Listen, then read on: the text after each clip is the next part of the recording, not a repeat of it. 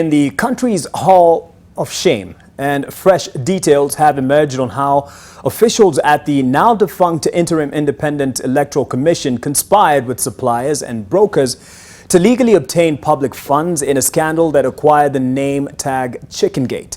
A former procurement manager at the commission, Bernard Nyachio, detailed in court how procurement laws were disregarded and contracts illegally awarded.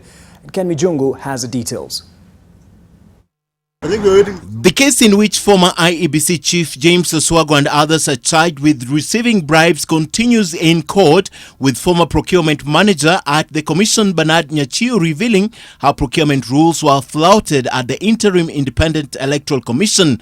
This included the tender for the procurement of ballot boxes and materials, which he says were not advertised, while some were offered through direct procurement to British firm Smith & Usman Limited without regulatory approvals. Some of the procurement decisions were also made by the Interim Independent Electoral Commission plenary, since the Electoral Commission of Kenya had just been disbanded and by-elections needed to be done. Nyachio listed these contracts to include supply of election materials to be used in the Matuga constituency by-election and 27 electoral wards that were due in July of 2010, the supply of 57,000 ballot papers for South Mugirango by-election and 3,180 pieces of Form 16A and the same number of Forms 17A, and the supply of strategic voter registration materials as and when required for a period of up to September 30th, 2010.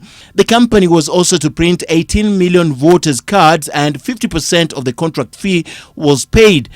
The suspects at the center of the scandal include the former chief executive James Oswago, the link between the IEC and Smith & Usman's Trevor Yombre and Hamida Ali Kibwana.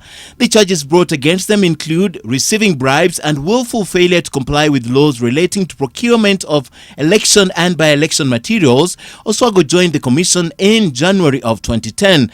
The court was also told that a total of 200,000 voters' ID and 200,000 voters' registration forms were printed by the company. The hearing continues. Ken Mijungu, NTV.